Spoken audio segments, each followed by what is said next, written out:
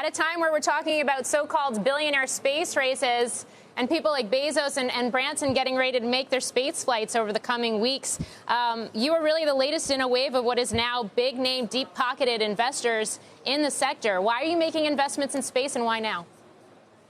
Well, space is really, it's fun. It's like Star Trek, right? It's the final frontier. I mean, it's the place to go. And these satellites, Satellogic does incredible imagery of the Earth. So their objective, they got 17 satellites in the sky now. And when they have 300 in the sky, and we're raising enough money for them to launch all 300, they can take a sub-meter picture of every square inch of the Earth. So think about all the ESG people who want to talk about how the Arctic and water levels, trees, every square inch of the Earth, they can take a picture of it and have a great image of it and be able to catalog everything. The data is going to be amazing.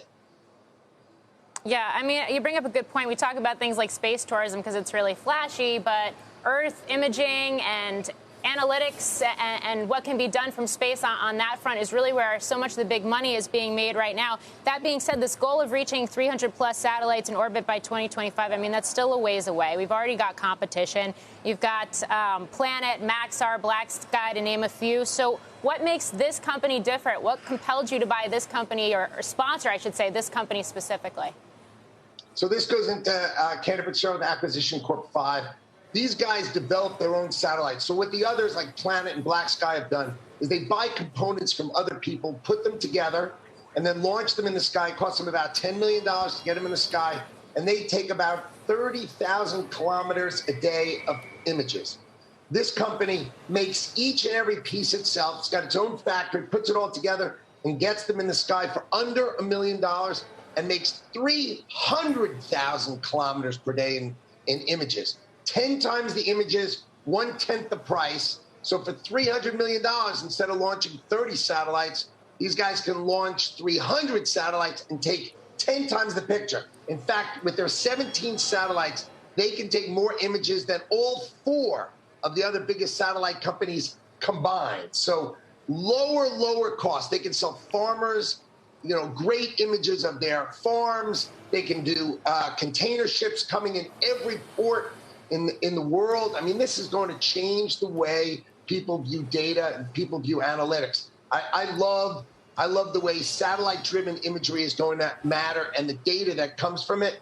I think this is the way people are going to trade. What we're going to be talking about in the future is how many cargo ships are coming and going. This is the way the world's going. Yeah.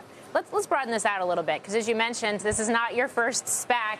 How would you gauge the SPAC landscape overall right now and where it goes from here? I mean, we've seen the issuance really slow to the trickle. You got deals in the regulatory pipeline that have been delayed given the SEC guidance. And we've even seen some of those big names that have de-SPAC'd now face some significant challenges. I'm thinking about names like Lordstown Motors, for example. How does this continue to evolve? Okay, so the SPAC market in the first quarter, they launched 100 SPACs, right? I mean, SPACs just came out. New SPACs came out in the first quarter, fast and furiously. Now, and then the pipe market sort of quieted down for a little while. And the pipe market, what happens is with a SPAC, big institutional investors validate the transaction. Like in Satellogic, SoftBank came in, put in $25 million, and they say, this is a good deal at $10. We're in at $10. We think this is going up big.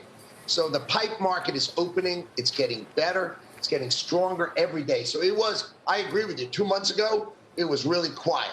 But now it's starting to come. You're starting to see these things trading up. Sure, there are companies like Lordstown, which have all sorts of problems. But, great companies are going public through SPACs, and they're starting to trade better now. And you're going to see over the next 2 months, this market's going to get better and better as more and more institutional investors see that this is an opportunity to take a big position in a company like Satellogic right on its IPO. This is the way to do it. Shepard Smith here. Thanks for watching CNBC on YouTube.